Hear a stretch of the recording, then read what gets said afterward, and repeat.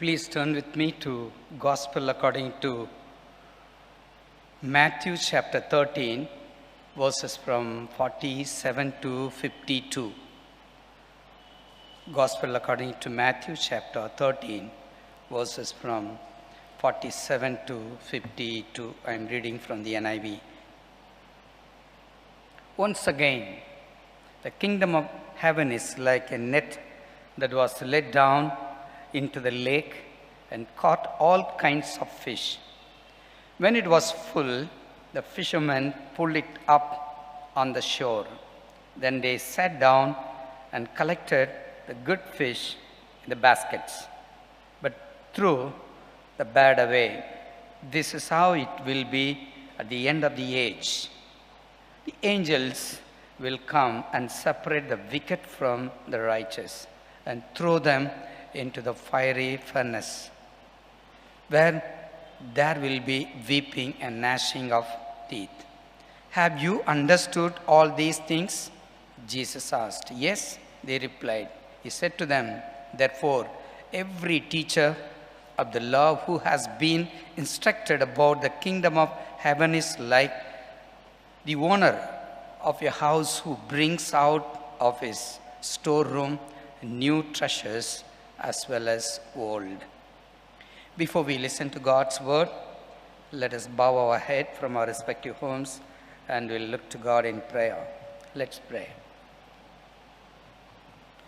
Father, we want to thank you. We want to praise you, Lord, for this wonderful Sunday. Thank you, Lord, for this evening service. Thank you, Lord, for who you are in our lives. Thank you, Lord, for the gift of life. Thank you, Lord, for another opportunity to come before your presence, even though it is through online. Lord, we want to worship you. We want to bow before you. We want to love you. Lord, we want to know you. Lord, we want to magnify your name. Holy Spirit of God, open our hearts and minds to hear your voice. Teach us new lessons, Lord, from this evening service, particularly from this portion, Matthew chapter 13. We want to worship you. We want to give you glory and honor. In Jesus' name we pray. Amen. Many people are attracted by Christian preachers because preachers use parables, stories in their preaching. That's why people are attracted by Christian preaching. I enjoy reading books written by India's apostle named called Sadhu Sundar Singh. He used many illustrations in his books from out of his own experience. Quite interesting to go through his book Sadhu Sundar Singh. Past 2 weeks, we are hearing sermon on parables of kingdom of heaven or kingdom of God. According to Matthew chapter 13, there are 7 parables are recorded by the author of the gospel. One is the sower, the wheat and tares, the mustard seed, the yeast, the hidden treasure, the pearl, and the dragnet. Our focus is the parable of the dragnet, which speaks about end of the age, or we can say it talks about consummation. Another term is eschatology. Theological term is eschatology, about future or final judgment and the reward from the Lord. Quite interesting to go through this. Generally speaking, this parable speaks about kingdom of heaven or kingdom of God. And also this parable speaks about hell, blazing furnace. This parable explicitly or particularly speaks about kingdom of heaven. Matthew talks about kingdom of heaven, which refers kingdom of God. And also it talks about proclamation of the gospel of God's word or gospel of Christ. Kingdom of God is at work like a big net that collects people of all types of people or varieties like big or small, Jesus used this parable, and also Jesus used a very simple parables, which is very clear to understand. It is very clear to people to understand. Our focus is just only 3 points from this. The dragnet. One is this, meaning of the parable, the dragnet. The second is end of the age, based on this same 6 verses from 47 to 52. The last point is the final judgment or the reward. One is verses from 47 and 48, meaning of the parable of the dragnet. Remember, Jesus is teaching, or Jesus was teaching on the beach or seashore. If we read first verse 1 and 2, we can understand the context where he is teaching about the kingdom of God. Parable of the dragnet is very familiar for all the people, those who are standing or those who are listening to his parable or those who are listening to his sermon about fishing. Particularly, there were religious leaders, Pharisees, scribes, and teachers of the law. Jesus was focusing mainly Pharisees and teachers of the law, because if we read verse 52, we can understand to whom he is focusing on. Because this Matthew says, even some Pharisees, they accepted Jesus Christ as their personal savior. That's what verse 52 tells us. The parable of dragnet is very familiar. Jesus was teaching about the eternal kingdom of God. Whenever we pass through Kasumedu main road or beach road, it was stinking, very stinking, because of it is a fishing area.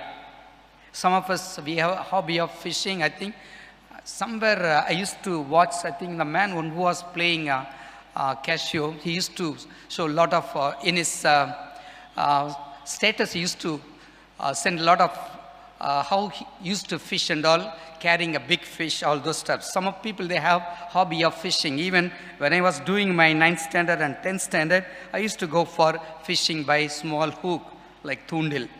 Recently, or 6 months back, I heard a news from TV channel about a fishing celebration over here in Tamil Nadu in a small village. They call it Meenpidi Trivida in the month of March and April, because Tamil Nadu is full of water bodies. We can see many rivers, ponds, lakes, reservoirs and dams. Where we served there in Putteri, the name itself called Eri Lakes, Putteri, Kuduvanjeri, Vallanjeri, Kattangulathur. Kanjipuram district is full of lakes and rivers and ponds. That's what it says. We know it if we read the history of Kanjipuram and Chengalpattu district. People enjoy consuming variety of fish. So Jesus used this beautiful parable, the dragnet, to teach on kingdom of God. The dragnet refers nothing but it refers about preaching of the word of God, of the gospel, having been cast into the sea. The sea refers, or the sea which refers to the world where the gospel of Christ is preached. Having gathered fish means every kind of fish, refers to all people irrespective of caste, creed and regional. The word of God is like a seed preached, or it's sold to everyone throughout the world, to all nations, according to Matthew's Gospel, chapter 28, verses from 18, 19 and 20. The invitation to the kingdom of God is for everybody. Whether you're good or bad, whether you're rich or poor, whether you are sincere or insincere, the kingdom of God, good news is for everybody. The earthly kingdom contains good and bad fish. Dragging the net upon the beach reveals, or the angel of the Lord, they are sorting out which are good and which are bad. That's what we can read from this parable. And also, after segregating or after sorting out everything, the rotten fish will be thrown away. Those who do evil against God, they will be thrown away from the kingdom of God. That's what it says. After preaching the gospel, it shows the end of the age. After preaching the gospel, the end will come. That's what it says. If we go through Matthew's Gospel, chapter 24, verse 14, he himself tells about end of the age. This good news of kingdom will be preached throughout the world as a testimony to all the nations. Then the end will come. Further meaning for this verse is this: all the dead who ever lived upon this earth from the beginning of this world, they may have to appear before God. The sea may give back the dead, because some people, while they sail, they throw the bodies into the sea. That's why whenever we do some burial or funeral, we say about it. The sea will give back the dead. And also, the death or Hades give up the dead in them before God on the end of the age. There, and all will appear at the day of judgment, which is called the great white throne. If we go through Revelation chapter 20, verses 12 to 15, and also verse 11 talks about this. This is the meaning of verse 48. So it will be at the end of age, or we can call it consummation. So what we can learn from these two verses, it says, we need to come to Christ. We need to repent. We need to return to God. We need to confess our sins to God. Let us confess our sins, which means we need to examine ourselves before we go to Christ, or before we accept our Lord Jesus Christ as our personal Savior. We need to realize the Holy Spirit of God will convict us that we are sinners. Let us correct our shortcomings, and also we have to correct our behavior. If we do so, we can escape from the divine judgment, or we can escape from general condemnation of this world, or from the punishment. That's what it says. The second point is this: end of the age or consummation. This parable talks about this, end of the age. Before this parable, Jesus spoke about kingdom of God through a small parable. It is called wheat and tares. What is the meaning of this? If you read chapter 13 verses from 24 to 30, Jesus gives some meaning for this parable in verses from 36 to 43. Through this parable, Jesus ends with positive remarks. It's very, very beautiful to go through verse 43. The righteous will shine like the sun in the kingdom of their Father. If we accept Jesus Christ as our personal Savior, if we truly follow Him, if we repent and return to God, we will be like a sun, or the righteous will shine like the sun in the kingdom of their Father. We will be with the Lord forever. We will shine like sun. Whereas here in this parable of the dragnet, Christ ends with a negative remark, verse 49 and 50. The angel will separate the evil people from righteous people and throw them into the furnace of fire. Quite interesting to know this, which refers to the end of the age. After they segregate, after sort out this, God will send for these angels to separate good people from the evil people. Then there will be end of the age. The end of the age is called consummation. In other words, ultimate end. What does the Bible say about it? End of the age. What will happen at the end of the age? Matthew gives a detailed sign for the end of the age. According to Matthew chapter 24, verses from 1 onward, or we can read the whole chapter, we can understand the sign for the end of the age. And also St. Paul gives a beautiful description about we are living the last days or end of the age. If we read 2 Timothy chapter 3, verses from 1 to 5, how people will behave in these last days. Definitely we are in these last days. That's, if we read these verses, we can understand better. Nowadays preachers or people are predicting about we are living in the end of the age, or we are living in the last days. False, but we need to be very, very careful. Beware about many, many wrong teachings based on the New Testament. There are false teachers. Prophets will deceive many. Nowadays, this is taking place because people are attracted by very attractive teachings. One man said, if you do not enter into kingdom of God, or if you are not able to enter into kingdom of God, you ask me, and I will definitely will talk to Jesus, and you will enter into kingdom of God. One person was talking about, or he was preaching about this. We need to be very, very careful about this kind of teachings. And also, we will be deceived by some of the preachers. Even they deceive the elect. Those who are chosen by God, they will be deceived at the last days. There are signs for these last days. We can hear about the news of war, pandemic, which we are experiencing now for more than 1.5 years, and also famine, natural calamities. These all taking place. Many believers, many followers of Jesus Christ are persecuted by anti-elements and anti-Christians. Even Jesus' disciples are going through severe persecution. And also we can hear the news about violence, crime, and disregarded for God's will increase.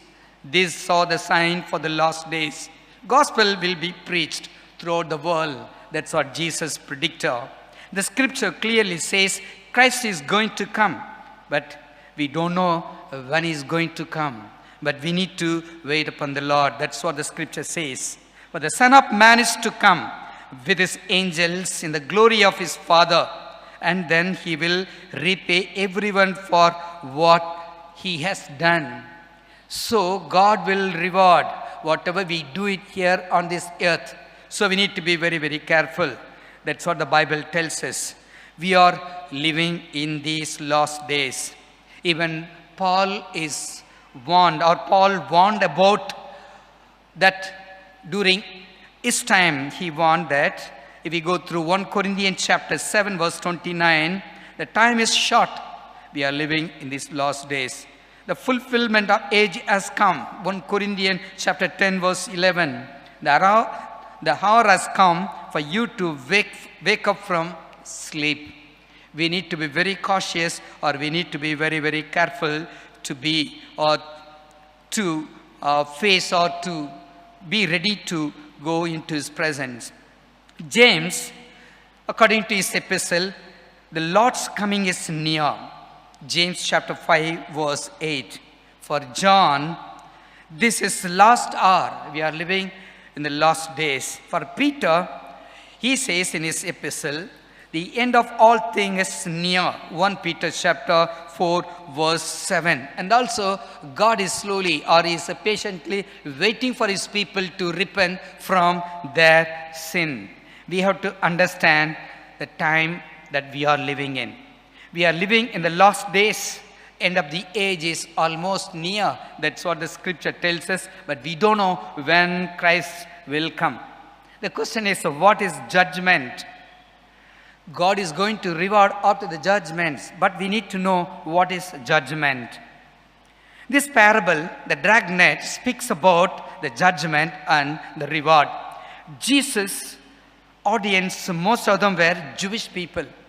That's why if we go through the book of Matthew's Gospel, we can understand Matthew refers most of verses from the Old Testament, both Old Testament prophets, how the Lord Jesus fulfilled the prophet, whatever the prophecy predicted by the prophets. Jewish people know very well about God is a judge. He is going to judge one day. They are well aware of it because they know very well about the book of Isaiah, because in the book of Isaiah, God is a lawgiver and also he is our judge. God is going to judge us. Isaiah 33 verse 22. Psalmist David knew it very well that God is our judge. If you read Psalm 94 verse 2 tells us, David, he knew very well about God is our judge. We cannot cheat anyone, or we cannot escape from his judgment. James and Peter, from Jewish background, they are firm enough to say God is our judge. We all have to stand, or we have to give account to him. or we have to stand before him. He is ready to judge the living and the dead. That's what the scripture tells us. 1 Peter chapter 4 verse 5. The judge is standing at the door. God is standing at the door. We need to repent and return to God, or we have to change our ways. According to Paul, judgment is sure. That's what he says, Romans chapter 2 verse 16. One day we will stand before the judgment or before God's presence to give account to all our lives. Romans chapter 14 verse 10. God will repay for according to each one's deeds. That's what the scripture tells us. God will one day judge each and every one of us. Author of Hebrews says, he is our judge of all men. He is judge of all men. He is going to judge us. Matthew says, we are accountable for each and every word that we speak with others. Matthew chapter 12 verse 36. One day we will be judged. Angel is going to sort out or going to separate who is right or who is wrong, who is good and which is not good. According to the Old Testament, God will reward to each and every one of them after the judgment. The Bible is very clear about it. The people of Old Testament had strong idea of reward from God for our deeds. If you read Psalm 62 verse 12, God will pay for the wicked people for their evil deeds. That's why whenever we do things, we have to be very careful. Whenever we talk to people, we have to be very careful. God will pay for each and every one of us for according to our deeds. Psalm 28 verse 4 and 62 verse 12. We will be rewarded even if we speak evil of others. Very scared to read the scripture. God will reward us if we speak wrong about others, if we speak evil of others. Psalm 109 verse 20 tells us. Even Job had this strong idea. God will one day, he will reward us whatever we do it here on this earth. King Solomon had the same idea of reward for our deeds. We go through Proverbs 24 verse 12. Jeremiah had a strong idea, or he strongly believed that God will reward according to our ways or for according to our deeds.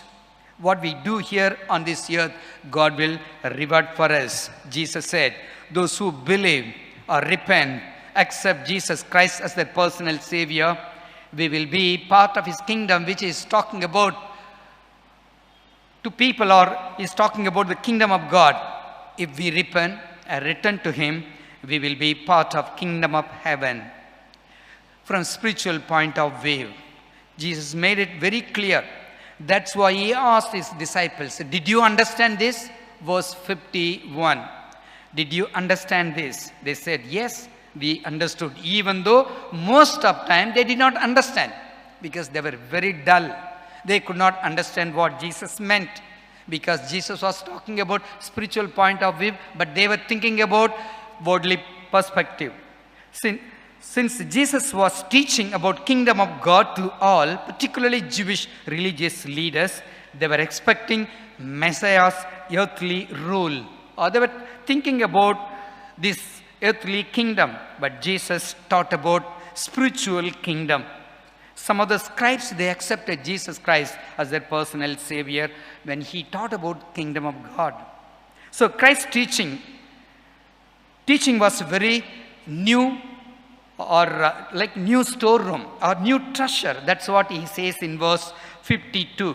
The old and new teaching will be practical guidelines for faith and for the living on this earth. So He's telling very clearly, because the teachers of the law, they teach from the Old Testament. They could hear the New Testament perspective. They could hear from the kingdom of God from new perspective from Jesus. So they have enough store, or they have enough in their house to communicate the gospel of Christ to others, or to teach about the kingdom of God to His people. That's what Jesus meant. But they did not understand. However, most of them, they were trapped in the Old Testament teachings. They were blinded to the New Testament teaching what Jesus taught them. That's what verse 52 tells us. The word of God is to be preached to everybody. The kingdom of God is meant for everybody. Believers ought, it refers according to this parable is good fish. Those who believe in Christ, those who accept Jesus Christ as their personal Savior, they are referring as good. Those who reject the gospel of Christ, those who do not follow, those who go away from Christ's teaching, they are like a rotten fish. They will be thrown away. According to the scripture, we are living in these last days because we could see many signs and things what is now, because there are a lot of plagues, pandemic, natural calamities, epidemic, war, violence. People are not reliable. They are fond of money. They are fond of position and everything. So these are all good signs for us to understand that we are living in these last days. That's why earlier I have referred it to Timothy chapter 3, verses from 1 to 5. St. Paul, he wants his audience or his readers, we need to be very careful. We are living in these last days. So let us walk in the light. Be on your guard. Watch and pray so we will not fall into temptation. One day we have to stand before God. We need to realize that. That's what it says. One day we have to stand before God to give account to God for each and every deeds that we do it here on this earth. God will reward us whatever we do it here on this earth. If we do good, if we listen to Him, if we obey Him, if we repent and return to God, we will shine like sun. We will be sons of righteousness. That's what the scripture tells us. If we go through even the previous dragnet and also wheat and tares gives us a very good meaning for this. If we follow Him, if we listen to Him, we will be children of God. We need to ask our God to help us to put into practice what we just now we meditated. Lord, I want to repent. I want to return to you. I want to be your son. I want to be your daughter. Enable me, Lord, so that I may continue to give glory to you. Let us look to God in prayer. Father, we want to thank you. We want to praise you, Lord, for this wonderful evening. Thank you, Lord, for this Sunday evening service. Thank you, Lord, for the lessons we could learn from your parables which you taught when you sojourned on this earth. Yes, Lord Jesus, we want to respond. We want to return. Lord, we want to repent. Lord, we want to confess our sins. We want to be part of your kingdom. Yes, Lord Jesus, change us. Help us to be sensitive to the present situation. Help us, Lord, that we may realize that we are living in these last days. We want to go forth to share the love of Christ to others. Enable us and use us as your instrument. In Jesus' name we pray. Amen.